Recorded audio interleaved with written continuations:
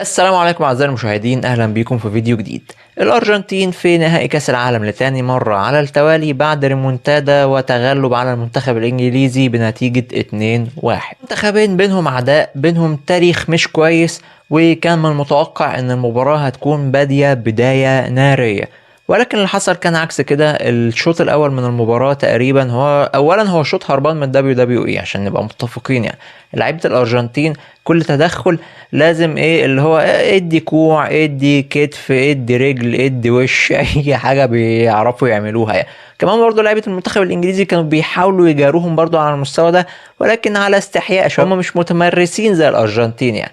وبرضه في نفس الوقت الشوط الاول كان يعني اللي هو الواحد كان بينام معاهم اساسا. شوط ما فيهوش اي هجمات، ما فيهوش اي حاجه، هو عباره عن شويه ضرب وخلاص. الى ان انتهى الشوط الاول الحمد لله، وبدأ الشوط الثاني. الشوط الثاني كان مختلف نوعا ما في بدايته، بس برضه ما زلنا ما كانش الريتم عالي قوي. يعني الارجنتين بدأت انها بتحاول بتمسك كوره، بتحاول تهدد المرمى اكتر، الى ان بتيجي هجمه مرتده للمنتخب الانجليزي وبيقدروا من خلالها ان هم يسجلوا الهدف الاول. يا جماعه كره القدم دي غريبه جدا، لحظات قادره ان هي ترفعك فوق خالص، لحظات قادره ان هي تنزلك في سابع ارض. بمعنى ايه الكلام ده؟ بمعنى يا سيدي ان بعد الجون الاول ما جه توخيل قرر ان هو خلاص انا هركن الاتوبيس وهدافع، وبدأ ان هو ينزل في مدافعين.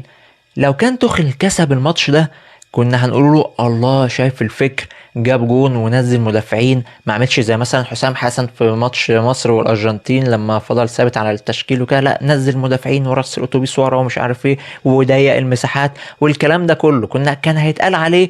والله شايف الفكر عمل ازاي وتصرف ازاي، وكنا هنقعدوا بقى نقولوا اشعار فيه. لكن اللي حصل ان توخيل قرر ان هو هيبيع الهجوم خلاص وينزل مدافعين وهيلعب جيم دفاعي.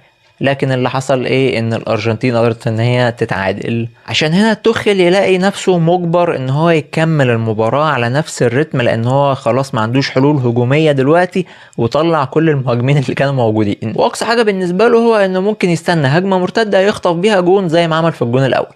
لكن اللي حصل ان الارجنتين فضلت دايسه بنزين. الارجنتين الصراحه برغم ان الواحد مش حابب المنتخب ده، لكن هم لعبوا جيم حلو جدا. هم جابوا الجون الاول، لقوا ان هم اللي راكبين الماتش، عندهم الروح، فقاموا دايسين بنزين على الاخر، اللي هو خلاص العب الكل في الكل، اهجم، زيد، روح، هاجم، شوط، ارفع، اعمل كل حاجة ممكن لغاية ما تجيب جون. وفعلا ده اللي قدروا يعملوه لما جابوا جون التاني في الدقيقة 94. هنا بقى توخيل افتكر ان هو عنده حلول هجومية بره، قال ينزلهم، ولكن بعد عشان تنتهي المباراة بفوز المنتخب الارجنتيني وتأهله للنهائي لملاقاة المنتخب الاسباني في مباراة هتكون ضرب نار. الارجنتين الصراحة استحقت الفوز، استحقت ان هي اللي تكون موجودة في النهائي. الانجليز حصل لهم انبطاح بعد الجون اللي جابوه.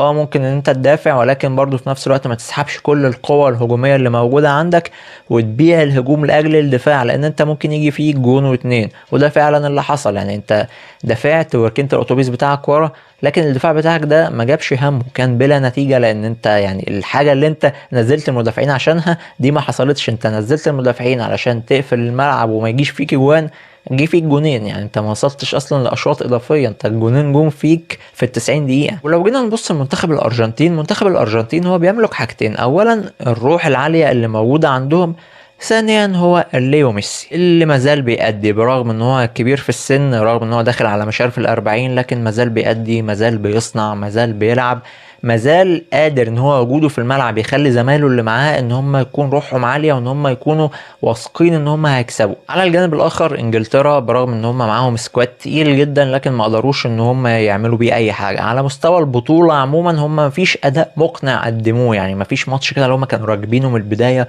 وكان ليهم شخصيه في الملعب. انجلترا محتاجه مدرب يكون وطني، مدرب يكون انجليزي، ودي حاجه ما اعتقدش ان هي موجوده الفتره الحاليه. المدربين الانجليز يعني اللي موجودين مش افضل حاجه موجوده في السوق عندهم. الارجنتين بتوصل النهائي، هتلاعب اسبانيا. اسبانيا الفرقه اللي اثبتت ان هي عندها شخصيه وعندها قدرات ان هي تبلع اي فريق قدامها. هنشوف هل الكلام ده هينفع مع الارجنتين، ولا الارجنتين بالجرينتا وبميسي هيقدروا ان هم يتغلبوا على المنتخب الاسباني يحققوا كاس العالم للمره الرابعه وللمره الثانيه على التوالي. ده اللي هنشوفه ان شاء الله في النهائي. بس كده اعزائي المشاهدين، خلص فيديو النهارده. ما تنسوش تدعموني وتعملوا لايك وشير، وتاكدوا ان انتم مشتركين في القناه دي ومشتركين في قناه تذكره سينما، واشوفكم تاني في فيديوهات جايه كتير ان شاء الله. سلام عليكم.